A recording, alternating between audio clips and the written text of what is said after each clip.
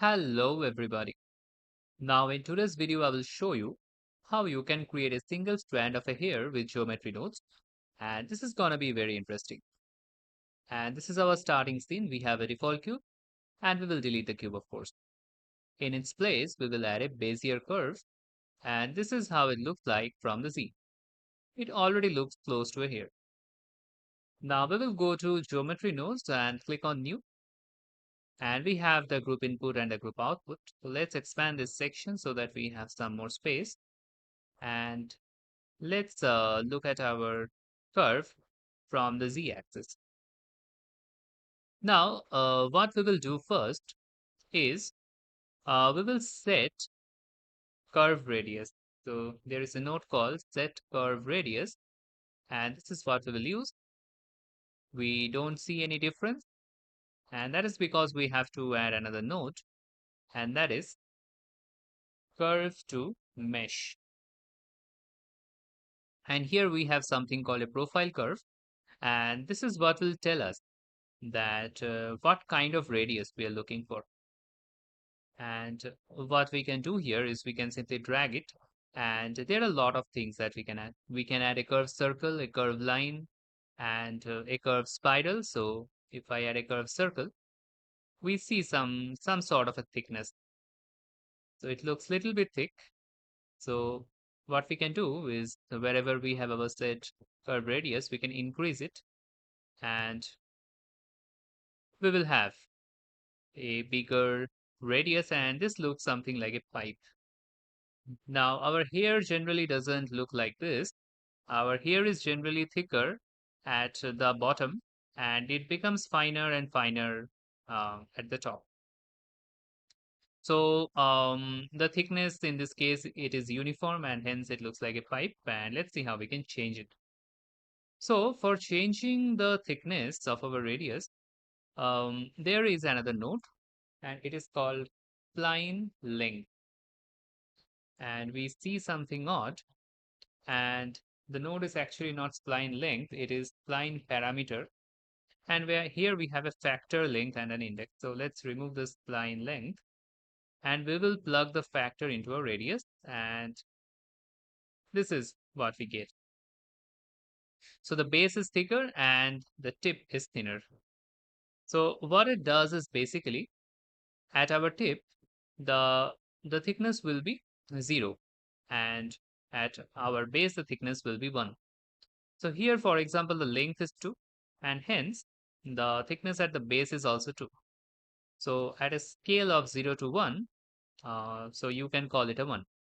And at our tip, it will be 0, like there will be no thickness. Now this definitely doesn't look like hair.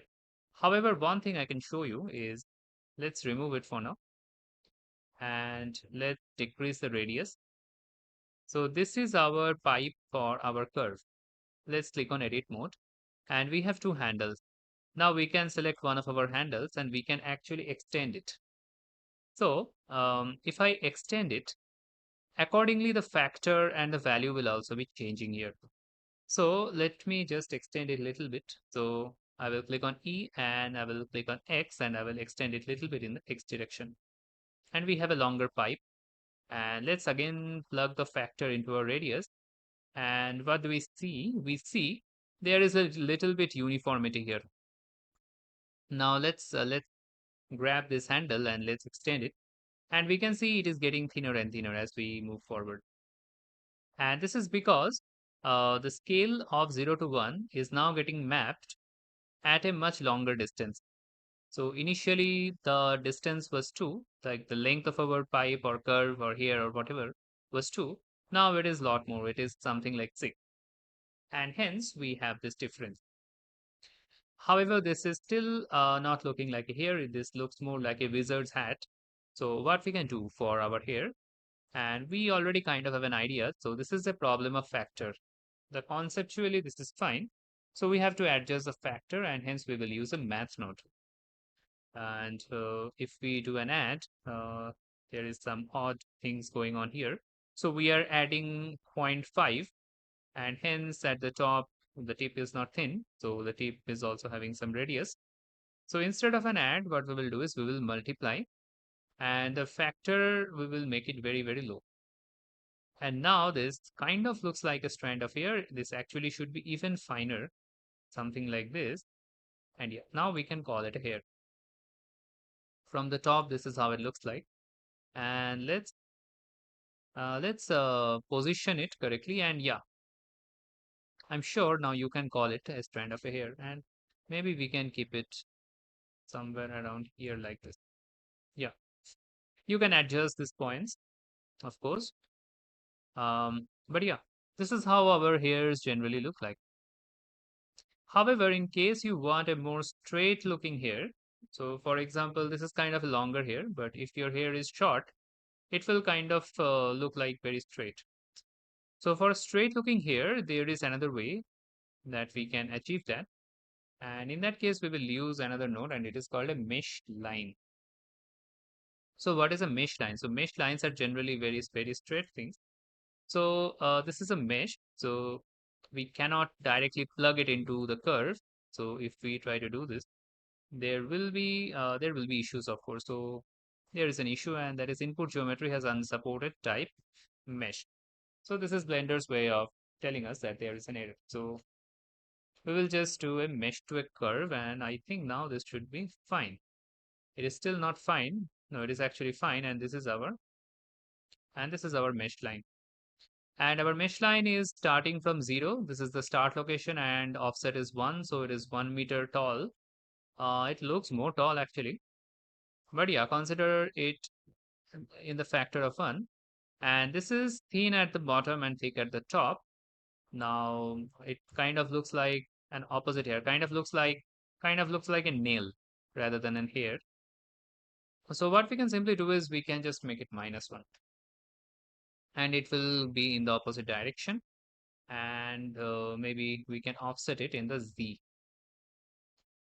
And this is something you can call a steep, like a firm looking hair. So this is how it looks like.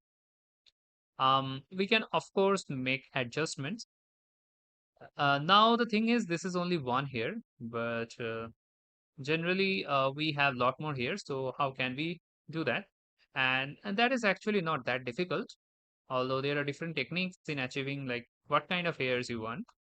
So what we can simply do is let's add a not a plane, let's add a mesh circle.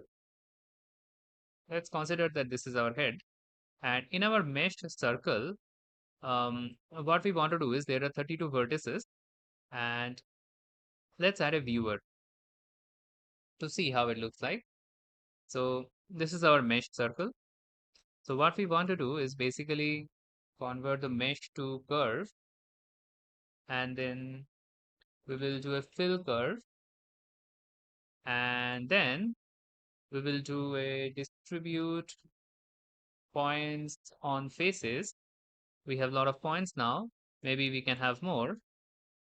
Let's increase the density. Yeah, something like this. Let's make it 100. Then what we will do is we will add an instance on points. And in every instance, I want to plug our hair. So, so this is like our head. Really doesn't look like a head. But yeah, you kind of get the idea that here we had our circle, and this is how we have our hairs. Now we can of course have some rotations and etc things. We will see that maybe in the next video. However, with whatever surface we have, if we have a surface aligned like a head, we can basically keep our procedurally generated hair over there, and this is one way we can take care of our hairs. So for today's video, I will end it here. And in the next video, we will see how we can have a more realistic looking hair. So that's it for this video, folks. And I will see you soon with another very interesting video. So see ya.